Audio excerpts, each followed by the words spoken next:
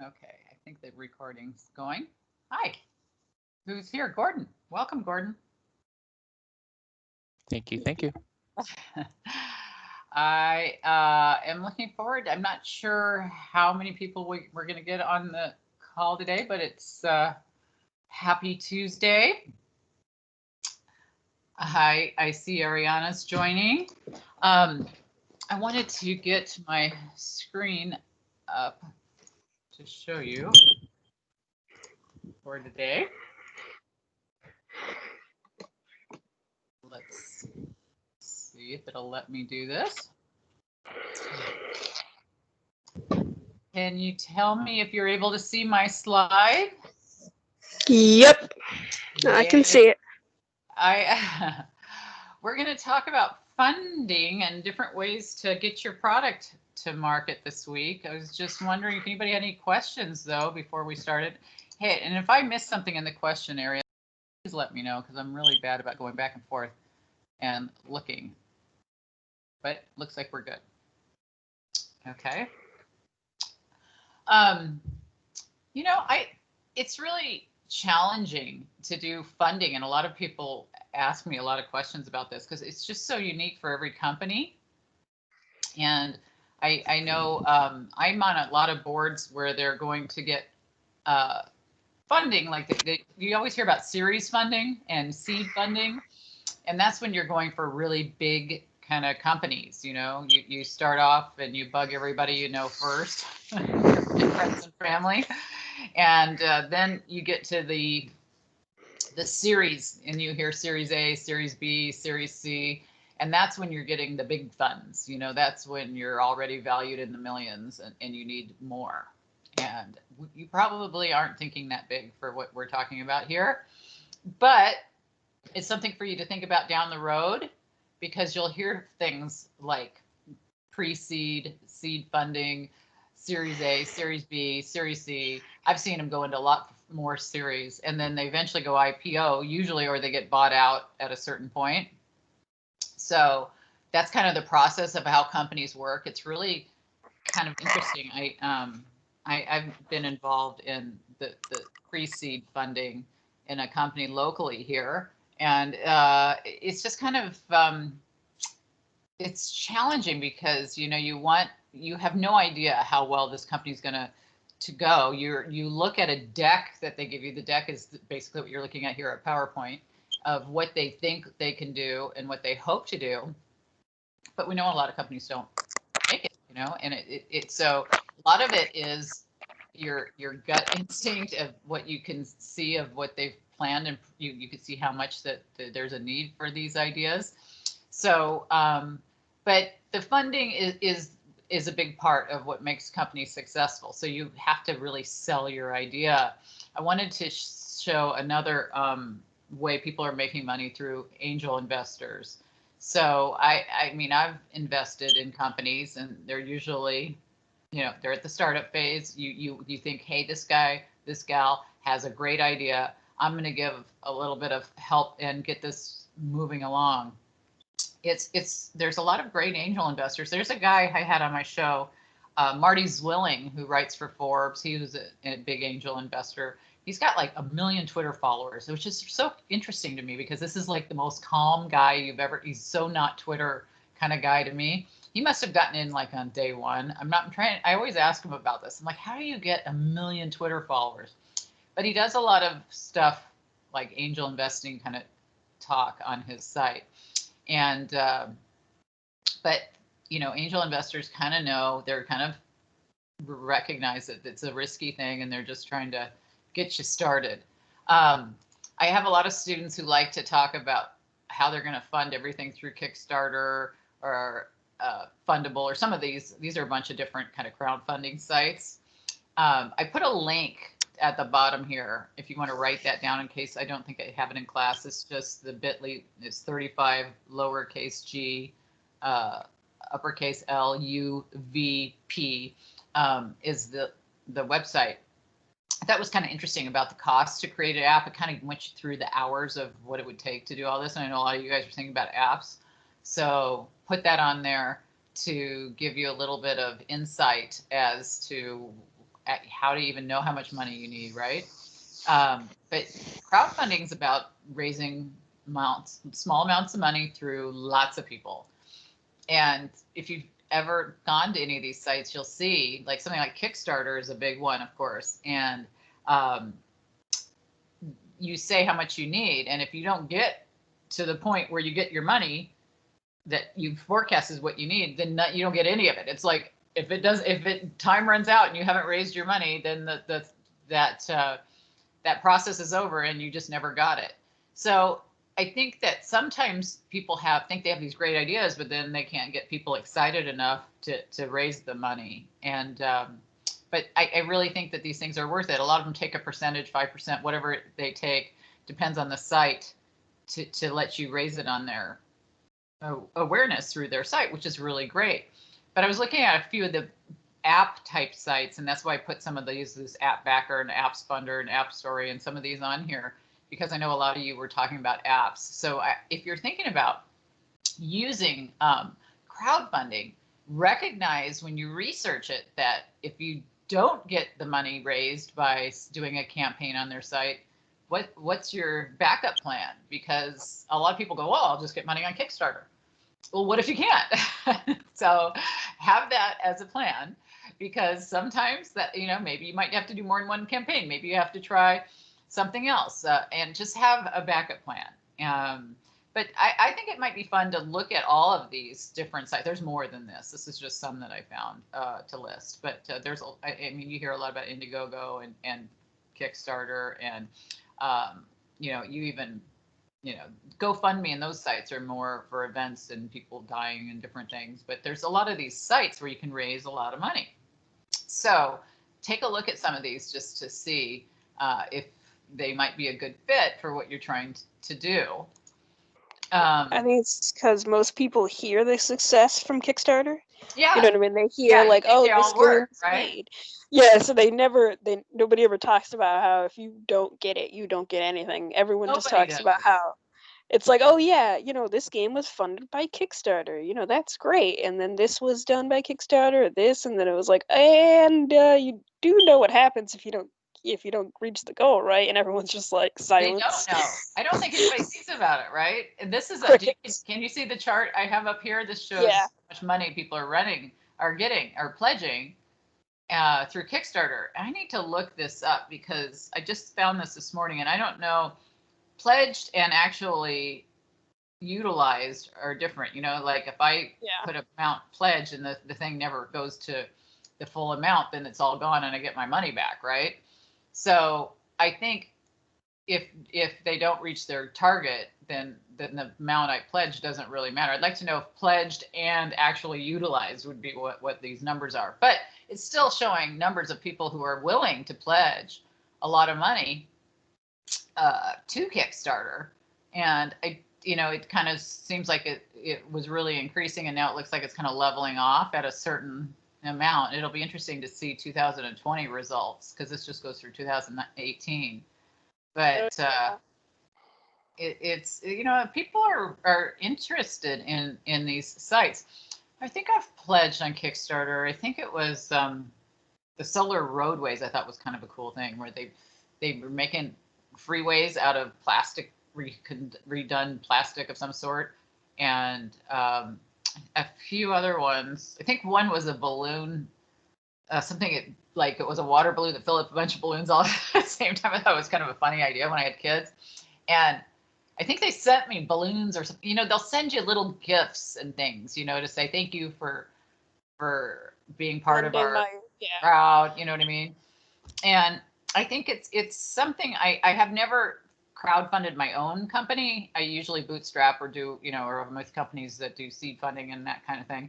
But I think crowdfunding is really a popular thing, especially if you have a very unique idea. And I was writing down some of the differences on these apps, and let me see if I could see my notes, because I just copied and pasted some of this stuff about, what percentages that they give. I know in Kickstarter, they take 5%, and Amazon gets 3 to 5% for the credit card processing. I knew that. That's not bad. No, it's not bad. Considering you don't even have to like set it up or anything. It just, Right.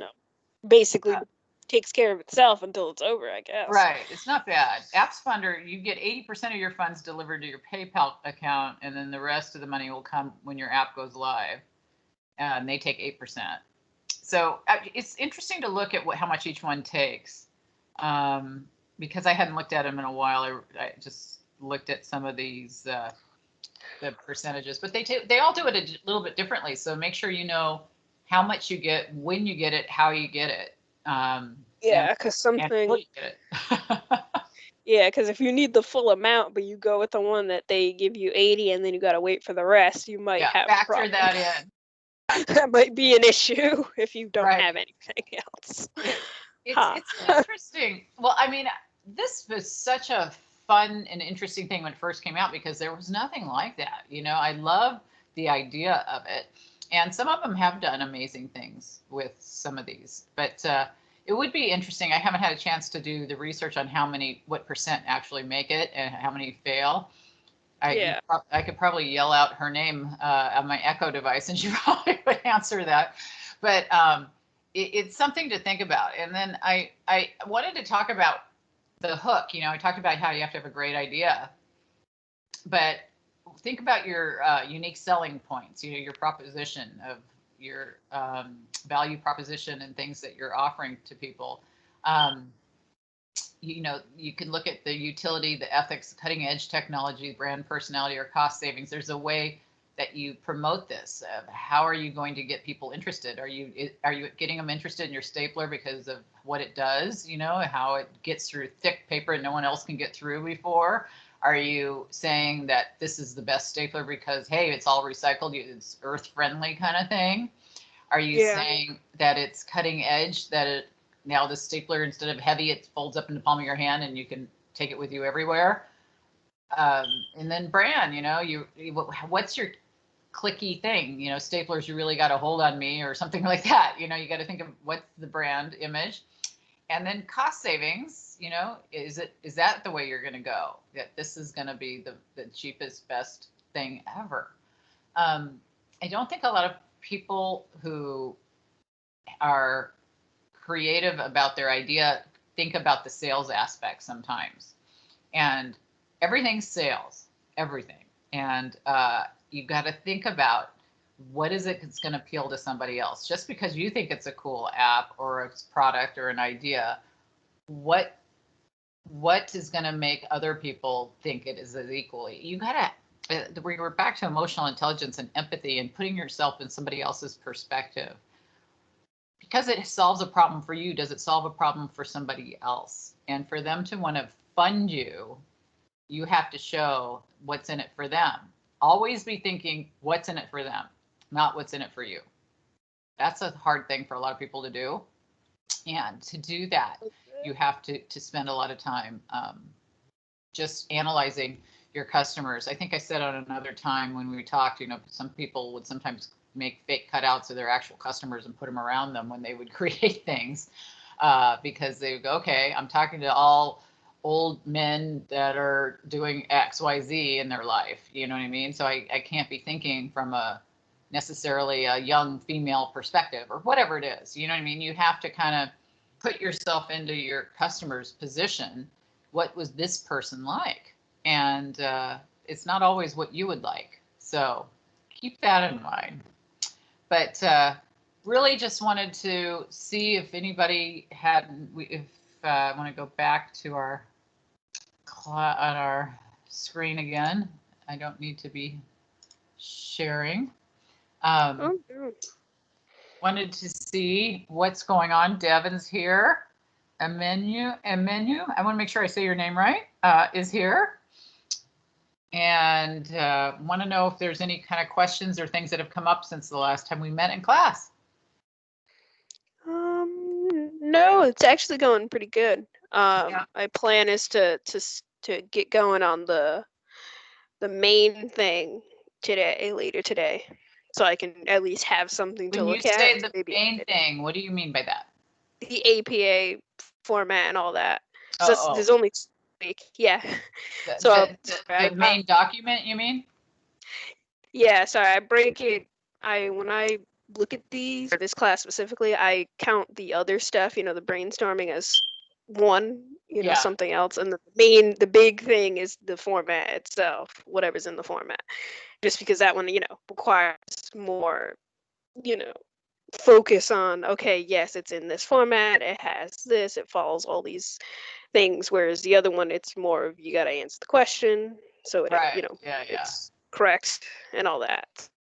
I'm excited. I remember when I first started, when I went back to school, like my first degree I got in 1985, and then I didn't go back till 93, and then I didn't go back till 2008. So I took big gaps between, and they would change the format every time, what you'd have to learn. And I'm going, like, oh, come on. Yeah, I just finally got this. And it used to kind of bug me that the professors who wanted it in certain formats, but then when you get into the business world, you see why. You see that you have to learn to have it in a readable way that everybody accepts to as the kind of the standard. And for APA, as a professor, it makes it much easier for me, of course, because it's double spaced. I could read it. It's in paragraphs. A lot of people just want to just mind dump whatever it is that they want to say. And that's easy to do when you're reading your own stuff. But if you got to look at it from somebody who's reading this, and if you want to get the best grade possible, it's easier for a professor to see in essay format because you've summarized everything of what you're going to say in your paper. And, I like to say 48 sentences, but that's just kind of an average of what paragraphs are, right? So your first and your last paragraph are really summaries. In the first paragraph, you're saying, this is what we're going to talk about, and you list 3 or 4 things that you're going to talk about in your paper. And so those 3 or 4 things, whatever it is, that week, then you have a paragraph or 2 for each of those things. And then your last paragraph wraps it up. And voila. Go ahead. And voila, then it's done. Yeah, but on the formatting thing, I used to think that as well, because the school I went to for our shops, you had to submit things as a PDF. You couldn't submit it as like the file it came, you made it in. It always had to be changed. Everyone was just always so mad because they always, a lot of times they forgot to swap them. Yeah. Like, great. Now I gotta go back and now I gotta go do it all.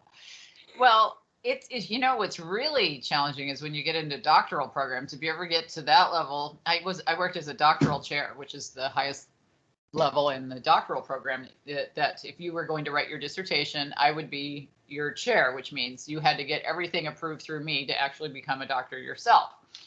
And as a doctoral chair, you have to be so annoying. I mean, if there's one extra space between anything, or you can't even use however or furthermore or certain words because they're superfluous. You can't, the amount of attention to things that you can't do is just stunning. They make me do as a professor. Not that it's my decision for it to be that way, but that is what it is overall to write a dissertation. So I think it helps you, though, to understand the value of having things in a certain format when you do get into business world to some extent, that to make it easier to communicate well. People want to see that you've got this. Hi, Elias. Glad you were able to join. If I say your name's wrong, just tell me. You won't. I know sometimes I pronounce things incorrectly. I'm doing based on what I think it is, but I think that it's really important, if you have any kind of struggles with the format that you're talking about, Ariana, or anybody else here, there's videos and different things I put on the announcements to help you kind of remember this. But I think that's why I'm not a super stickler on a lot of the APA things, like all the special headers and abstracts and different things. But I do want the double spacing and the first line of each paragraph indented 1/2 inch and that kind of thing. And it's really important to cite properly and have your reference page in addition to your title page. If you get those things right, that's like a big part of it. So I think a lot of people like to write in Q&A, and you don't want to write in Q&A. You know, when you see assignments and they say, touch on these 3 things, they're not saying, write down the first thing, give an answer. Write down the second thing, give an answer. write down the third thing, give an answer. There's a few reasons why you don't want to do that. First of all, if you write down the thing that I wrote in class, that's called plagiarism. They'll actually flag that on a Turnitin report. So you don't want to type anything from class and post it into your assignment because it'll flag as not your material, right? So you also aren't writing in an essay format when you do that. It's more of a Q&A format. You're not giving me the introduction, the conclusion. So you need to think of it all as an essay and not a Q&A kind of document. So I just wanted you to be aware of that. But is anybody done any research into any of the funding sites or ways you're going to fund it? I'd love to hear from you.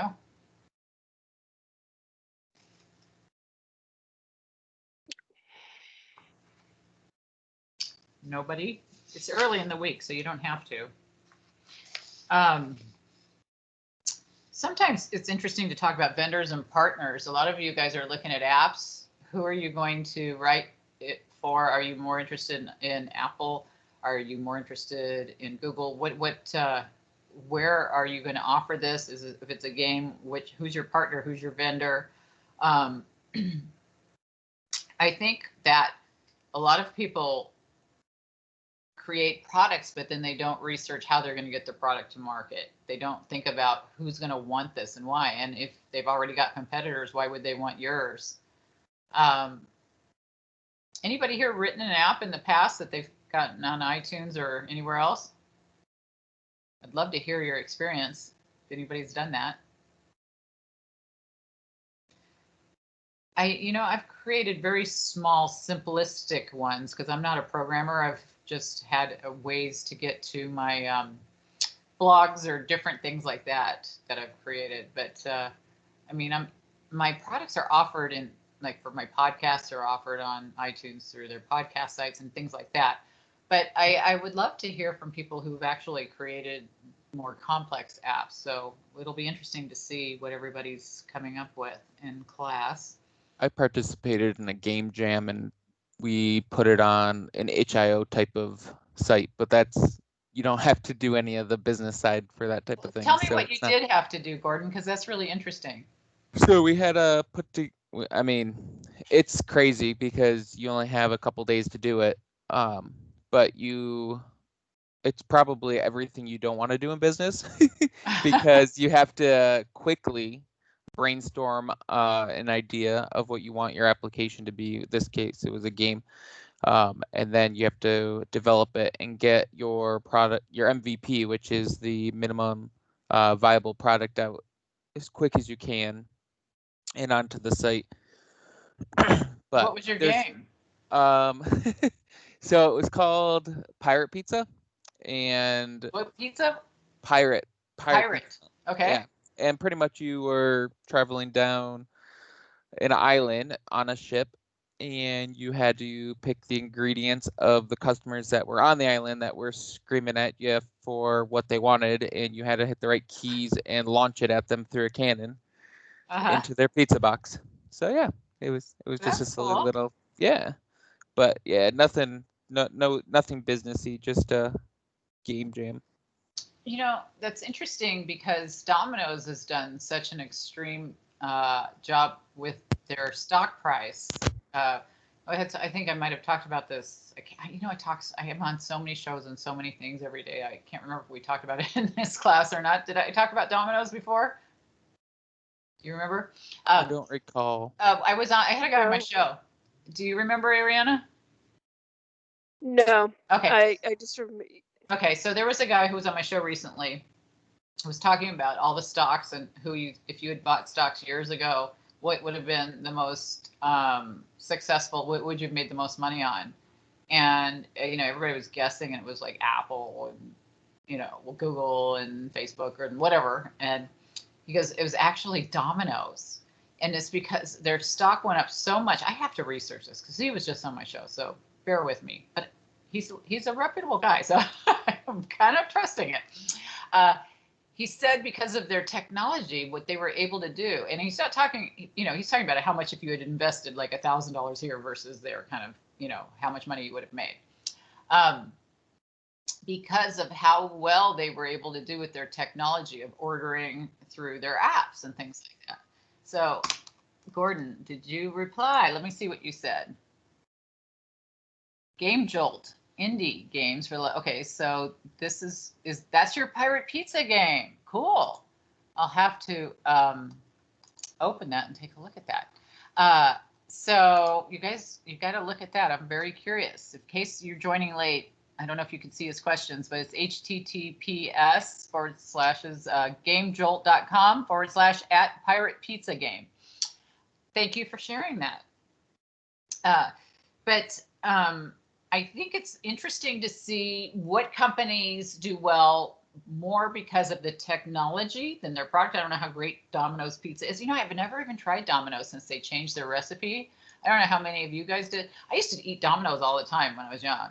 And then they changed their recipe and I was really bummed. And then I wasn't eating pizza anymore. I just never tried it. But if anybody's tried both pizzas, I'd like to know if you like the new one better. But they've done a lot with their ordering and their thought process behind the pizza.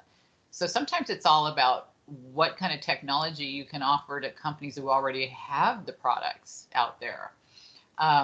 That's like my daughter works for Telium. They're offering the tag management for their products that they already have. As far as apps go, I'm working with Reid Hoffman. I think I talked about this on this app, this Flourish You app, where they were going to create a curiosity journey based on my curiosity code index that I created. I created this assessment that tells you whether you know what things keep you from being curious. And so their app kind of is similar to a LinkedIn-ish kind of thing where it kind of scrolls through what kinds of things to look at and what people are talking about, but it's more for companies and teams right now. But they, of course, we're going to let people take my Curiosity Code Index, which is an assessment kind of like taking Myers-Briggs or DISC or one of those kind of things. But in addition, they were creating a curiosity journey, which I haven't seen yet. And she just keeps asking me all these questions, you know, like, we're going to climb this mountain. There's 4 things that keep people from being curious. There's fear, assumptions, technology, and environment. So FATE, F-A-T-E. So there was going to be these 4 paths up the mountain. And that, you know, if you answered questions a certain way and you showed curiosity and you got over your fear, your assumptions and technology and environment things, you would make it farther up this mountain. But because of COVID, everything slowed down. So I haven't seen it yet. But I'm really curious, of course, me, since that's my word, to see what it's going to turn out to be. And I don't know how she's developing it. The girl who I'm working with worked with Steven Spielberg in Hollywood, and she's talking about green screening things and doing things, you know, storyboarding and, you know, things you would do in Hollywood. But I have no idea. It could be something very simple. I haven't seen it yet. But I am interested in the technology that you guys are able to create, because I'm more the business person. I'm not going to pretend I have a 1/10 of your technology gaming coding experience, because that's just, you know, the last time I coded was in BASIC in 1983, probably. And other than copying HTML code from place to place, that's kind of my experience on the technology part that you guys are so good at. But I am very much into the business aspect of, okay, so you can't just have people like me without a product. So you need people like you for the product, but you have to know some of the things that I know, or hire people like me to work with you. I mean, a lot of you get a lot of people who talk about how teams are so great. I've had Rich Karlgaard on my show. He just recently wrote a book called Late Bloomers, but in the past, he's the big editor-in-chief at Forbes, and he's a big guy. And he's a friend of mine, and he was talking about how these teams are so successful because they complement each other. So if you look at the Steve Jobs, Steve Wozniak thing, you know, you get one of them by themselves at the beginning, that probably wouldn't have been the same success, right? Because they complement what each other does. I want to make sure I'm not missing conversations in here. So I think we're good. If anybody's asking something and I'm missing it, tell me. But I think that for me, sometimes like a CEO will get their COO, their chief operations officer. And that'll be the person who's the more doer. Maybe sometimes the CEO is more the thinker, the strategic, the all over kind of knowledge kind of person. But you can't really get that same dynamic feel when you meet Wozniak. And I've met with Wozniak. If you want to see some of the people I've met, they're really fun. I have a little thing that scrolls across the bottom of my About page. If you go to drdianehamilton.com on the About Me, a lot of the people like Steve Wozniak, you see pictures of me with at the bottom because they're fun. I've had so many really cool people I've had the chance to have conversations with. I often talk about Steve because I really liked his book, I liked how he talked about how his father helped him and all that. And I know I've talked about that before, but I think that these people, though, when you're looking at how you're going to run your company, consider if maybe a partnership would be good. It can be problematic if you're just going to have a small company too. Because, like, for example, I have a couple small companies that I run with. I have one other partner in two of the companies I run. And okay, so I wrote a book with one person, and then another person we do video interview type training for people who want to do podcasts and learn to be speakers and trainers and the kinds of things that I do. Now, I have issues with each of those partners, even though I love both of them dearly. They're really great for certain aspects. But you have to think when you get into a partnership, you're either splitting things forever or you're kind of tied to them in a way that, unless you want them to buy you out, or, you know, those are the kinds of things you got to think about. And do you complement each other, or is there a difference in that? It is something that would be hard to overcome. And sometimes it takes working together to really learn who you can really partner with. As we were talking about vendors, that partners are something to consider. I know I ended up writing a book that's it's done. I just haven't released it, on perception. That's similar to my curiosity work, where it has a perception power index and it tells you about all these different things with perception. But the person I wrote it with didn't end up really doing her part, so I pretty much wrote it by myself. But my intention was for her to be the sales part, right? I'll do a lot of the background work, and then she can be the face of it and go out and sell it. But now I realize that, you know, I don't know if we really complement each other brand wise. And that was something I hadn't really thought of before writing the book with her. So something like that to think about. How well are you guys complementing each other? Who just signed on? Joy. Hi, Joy. So think about that. Is this going to be a person you want to be tied to? And then, for example, when I write a book with somebody, and the same thing would be with the apps, you have a certain amount of income coming in, right? And let's say you're just doing this as a small project. You think, well, no big deal. We'll split the income, right? Okay, well, then you have to have a bank for you probably want to create an LLC, which, you know, in case anything ever happens, you're sued, you're protected. Look up LLCs for those of you who don't know about LLCs. It's limited liability corporation. Those are very important, because if you own something under your own name and you don't protect yourself, you could get sued if something happened, right? So you would probably start with an LLC for your company, which requires that you have a bank account, because you can't have an LLC without a bank account. And once you have this account, well, since you have a partner, you both are on this partnership. If you write a book, for example, if that's your end product that you wanted to do, or something like that, you don't get very much per license or per book, per whatever, right? So let's say I sell a book for $15. If I have a publisher, I'm going to end up with like $2 out of it. If I self-publish, I might end up with, you know, $6, $8, depending who you use and that kind of thing. But let's say I get $10, then I'm splitting that with my partner. So we each get $5, right? Think of how many books you got to sell to actually, okay, let's say you self-publish and it costs you $4,000 or $5,000 just to self-publish the book. Think of how many books that is, right? It's really hard. Most people do not make money with their books anymore. It used to be, but now, like, books are your business card kind of thing. Everybody has to have one. But with an app, think of the same thing. If you're going to be in a partnership, you're going to be splitting it. You're going to be tied to this person. You're going to be tied financially. Do you want to set it up as a partnership? And if you do, what are the consequences? What if it doesn't work out? What if they're a problem? What if you're a problem? Those are kind of things to think about in partnerships. Any of you guys thinking about the partnership angle and want to share anything that you had in mind?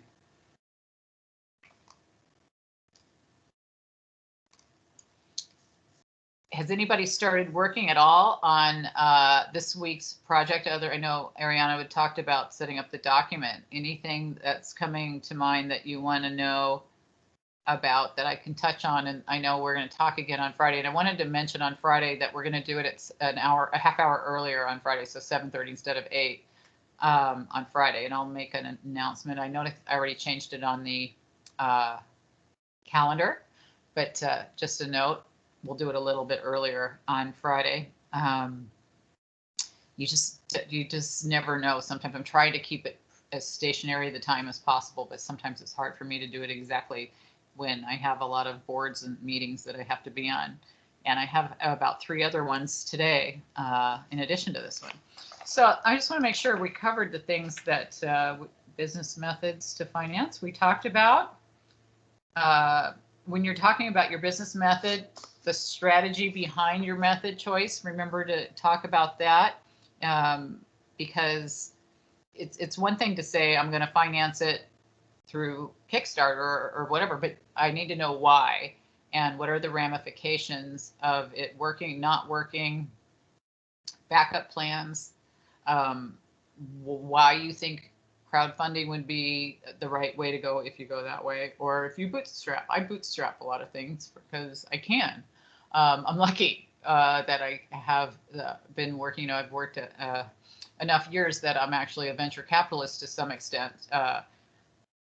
I invest in other companies and things like that because I've worked up the finances to do that at this age. When I was your age, I was bootstrapping everything, right? And you don't have that kind of funds. We didn't have Kickstarter and Fundable and all these things back then. So you guys are at a real advantage. Before, you would go to the bank and be turned down, and that'd be the end of that. So you have a lot of great opportunities. Let me see what in the discussions we talked about this model strategy. I want to make sure we've touched on everything.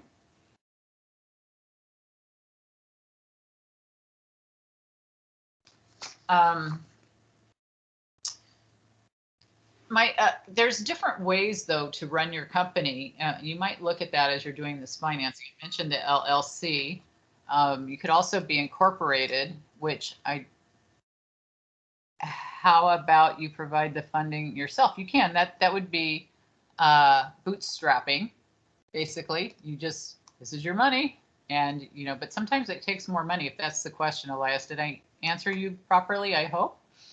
If you meant something else, please let me know. Yes, that's what I mean by bootstrapping. It's just like taking my own money and toughening it up. And you snooze, you lose, right? It's hard though when you do that. It's easier to lose your own money, I think, sometimes though, than to lose other people's money. So you might try harder to not lose other people's money. It depends if it's a bank or if it's a friend or something behind it like that. But as you're setting it up, think of your model. Or if you want to have an LLC, or if you have a partnership, remember that's a different kind of setup unless you guys are part of an LLC.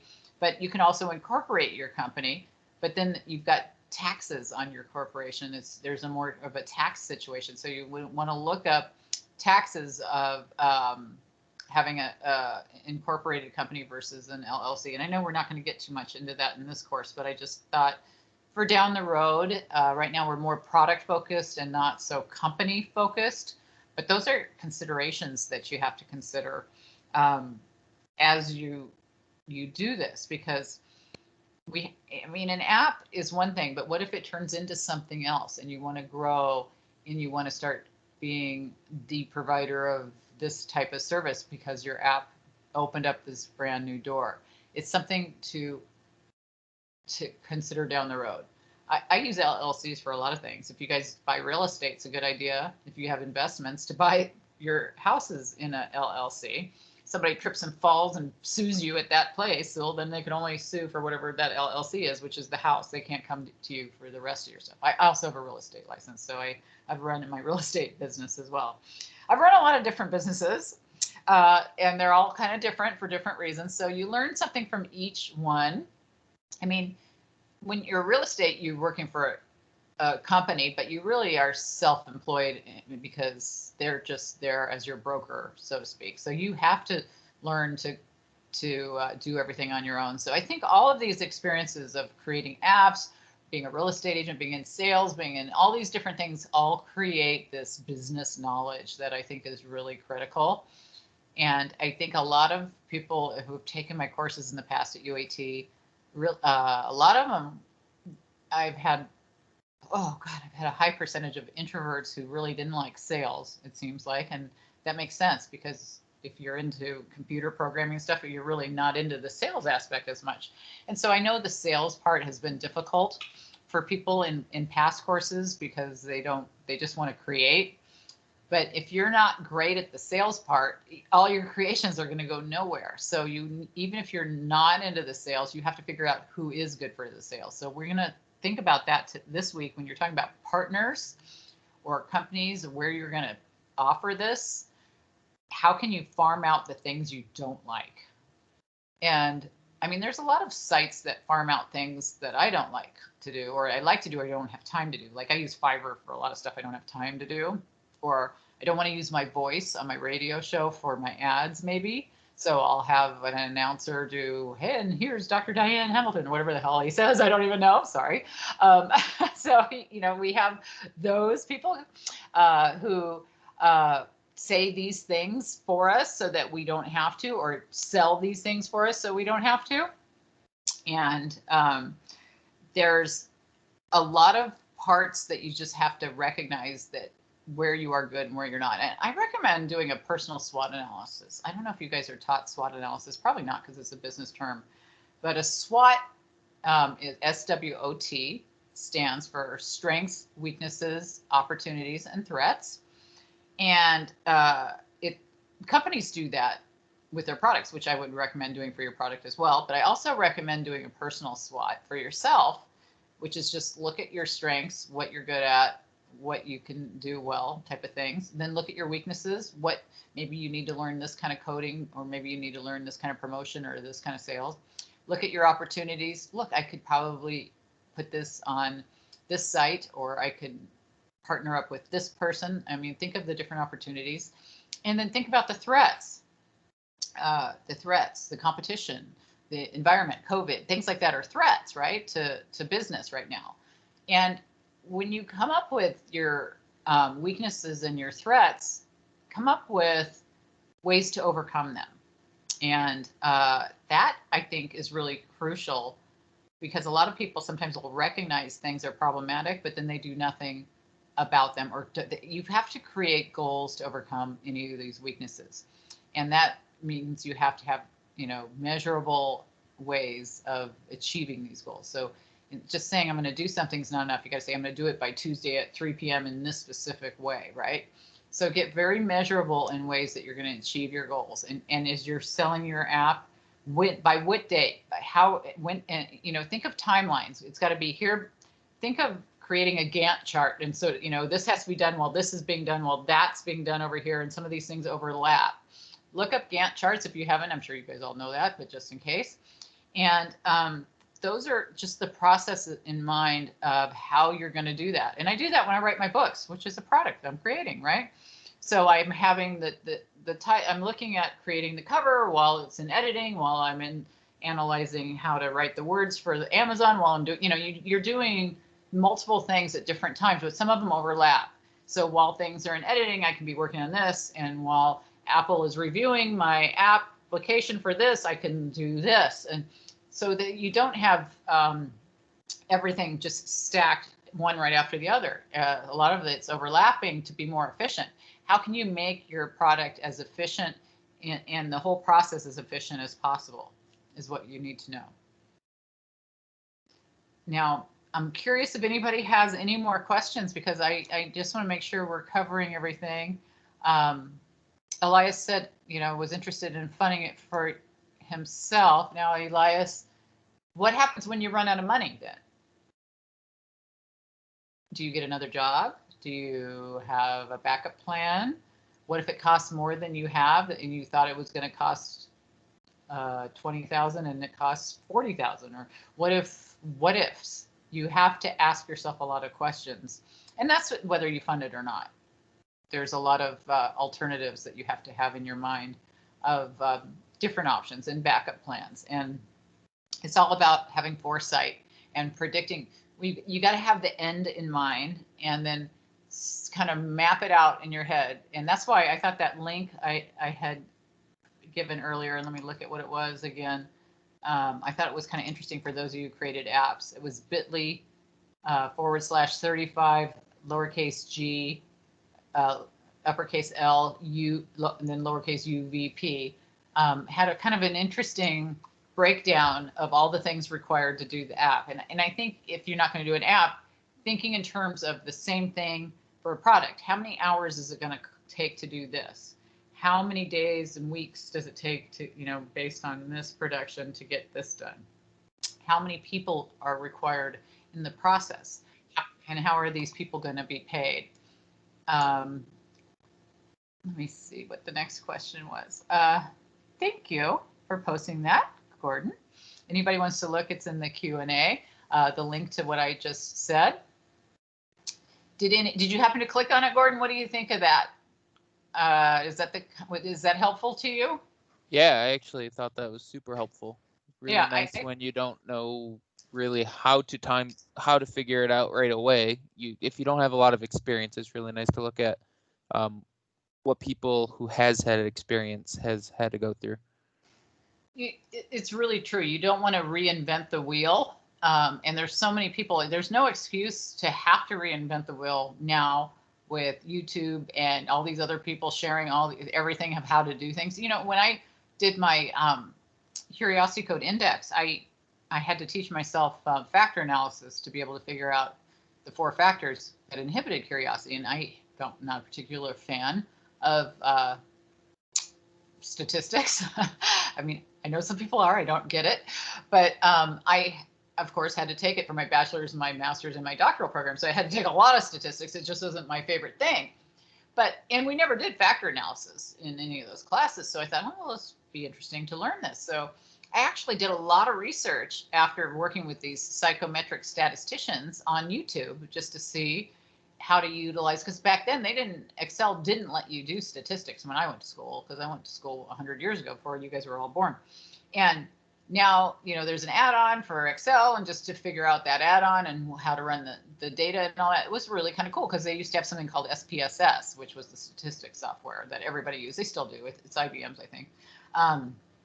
But you can teach yourself just about anything that you need to know. So there is really no reason that you have to figure it out from scratch. So there's a lot of templates for a lot of stuff. I mean, whether you go to Word and pick new and find or open or whatever and create, is it new? I think it is, when they give you all the templates and all that.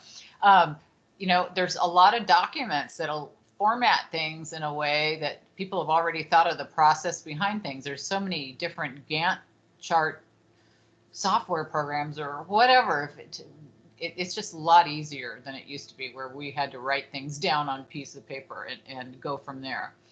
But I'm glad that worked out. I just happened to see that site today, and I hadn't seen that one, Gordon, so I'm glad you liked it. I hadn't had a chance to really look at it, but it seems it was pretty comprehensive to give you an idea. I like it when people give me their experiences, but then again, a lot of it's subjective of how many hours something takes. You guys are programmers, I'm sure, a lot of you. How fast do you think you are as a programmer compared to your peers? Would you consider average, fast, slow? Okay, Ariana said, check out Appy Builder. It says you can make an app without coding and you're planning on using it. So great. That's awesome. It did look pretty cool. I think that there is a lot of apps, software where you don't have to code, because I know I tried to build stuff in the past just playing around, and I was like, oh, I could, anything's templated. I mean, Windows was the big thing when I was, I used to always get into things as DOS, and I was in AutoExec and config.sys and trying to get my computer to start up back in the day. But if you think of these things, that everybody's just templating everything to make everything easier. So I imagine there's a lot of app things, but I think you guys probably like what's behind the scenes a lot too. And so I think there's room for both sides of that equation. But as I was saying on the timing, when you look at the link that Gordon shared, think about factoring in, are you faster or slower at certain things than what you've seen other people to be? Because just because there's an average, I found that I'm really fast at doing things, but some people find that they're really slow at doing things. So kind of factor that in. What's better to do is to under promise and over deliver. So it's better to factor in a little buffer time, because you're going to run into issues sometimes, and consider that, whether you need 10% of a buffer, more or less, or 20%, depending on how complicated something would be to fix or to solve. Consider that as you're planning your plan. Yeah, and I think that really the process, you guys are really getting into it. We can look back. I'm trying to remember from let me go back to this other slide. I'm going to share the screen again. We're going to look at the components of the business plan. Again, you go back and you write the overall summary after you've written everything. And we're still looking at opportunities, right? We're still looking at your market. You're still considering the competition, and some of these things can be tweaked as we go along. Make sure that you incorporate any changes or suggestions that I give in your papers of what you need to consider. This week, we're kind of looking at marketing and sales to some extent, because you need to figure out to get the money to back you up. How much sales are you going to make to pay it back, right? So that's something to consider. How many widgets, how many units, however way you want to look at it, do you have to sell to be able to make it worthwhile for somebody to invest in you? So you have to be thinking ahead. When is your break-even point? When can you pay people back? And when can you test it to make sure it works, right? And then if we look at that financial plan, we're looking at, that's what we're talking about: sales forecast, how much cash is going to be flowing, how much income, how are you going to pay people back, when are you going to pay them back? You got to keep all that in your financial plan, because for people to invest in you, they want to know, when are they going to make money? When do you expect to be profitable? Those kinds of things. I recommend looking at Guy Kawasaki's, let me go back to the screen wherever we are. I recommend looking at Guy Kawasaki's stuff that he promotes, as far as, let me just close the share button here. He does a lot to tell you of what a deck should look like, of what you want to create for people. I haven't been to a site in a while. He was on my show, and I think I talked about how he wants it to be very simplistic in design and with big fonts and not busy. Because if you start creating a PowerPoint that's just like, where you have to read a lot, you're going to lose people. But you'll hear the expression, your deck, quite a bit. And the deck is really your PowerPoint presentation of what you're able to do, when you're able to do it, and how you're going to bring it to market. And I've had a lot of companies who've sent me their deck, and they don't get specific enough. They're very vague, and that's going to be a problem if you're trying to get financing, because they're going to want to know specifically, this is how much I expect in this quarter of this year, and this is how I'm going to get it. Just get very nitty gritty on what you're able to deliver and how you're able to deliver it and when you're going to deliver it. Ask yourself all the how, what, when, why type of questions, and answer those when it comes to financing. Because if you can't answer those, they're going to ask you that if you go to ask, you try to get money. I also recommend going to sites like Kickstarter, Fundable. See how other people have promoted their product. What kind of words do they use? What kind of hook do they have? What if you look at like one and you go, oh, I would invest in that. Why would you? What about it made you want to invest in it? Look at someone that you don't like. What about it did you not like? Why wouldn't you invest in that? Why is that something that missed the mark? Look at the ones who have made it and made it to their goal, and look at some of that didn't make it to their goal. what's the difference in how they promoted it? And was it the product so much? Was there any good products that you thought, wow, I would have done that? That's cool. I'm surprised it didn't make it. Well, then why do you think it didn't make it? What do you think that they missed the mark on in how they sold it? Because I really think that'll help you make your product much more enticing if you're really serious about doing this. Are any of you seriously going to do this, or are you just doing it for this course? I'm curious. How many of you guys here, anybody wanting to actually take this to market, or is this just to learn how to for the future? I'm totally using this as a model to take it to market. What's the most confusing part for you right now, Gordon? I've never been a very strong writer, so I'm stressing a little bit about the writing side, to be honest with you. Yeah. Well, it sounds like you're not alone. Elias is doing both, for the class, and like you for the this. The writing part, I use Grammarly so much. How many of you guys use a writing helper at UAT? I work for a bunch of different universities. I'm not really sure how good UAT's is. Does anybody use the writing assistants or anything here at the university? Do they have a good one? No takers? Okay, well, if they don't and you need extra writing help, I think Grammarly does a great job on their site. I don't know if they offer it through UAT or you can get free, or I think I pay for it, but I think I was offered it through one of these schools for which I teach, but I can't remember. But to me, they used to have a classic editor version, which with the way it used to look was different. So if you do get into Grammarly and you use it, in the bottom corner above the help and area, there's a thing that says back to classic editor. That's what I do. I go back and I click on back to classic editor, and then it'll run a report and tell you your overall percentage score of how well you did. But if you could download it, if you click on, like, if it says 72% or something, I think there's a little number or something you click on, it'll download your entire report of how it came across. But you don't need that report, but if you ever wanted it. But you can look on the screen, it'll say you need to word this sentence different, and it goes through every single line and tells you what kinds of ways you could do it. Devin says, right now I'm doing it for class. Okay, but if I get the opportunity in the future, I might sell my product. I hope you do. That would be great. But on the Grammarly thing, I'm sure, I know a lot of these websites, I know a lot of schools have their own version of a writing software. And if they don't at UAT, that's one to look at. But if you go to the library and you should see everything that they offer there. And I need to look to see what I haven't. I've taught a lot for UAT in the past. This is the first one I've taught this year. For some reason, I was out because of all my other companies for a while, but I came back to because this was such a cool class. I said I'd be happy to do it when they came back to ask me.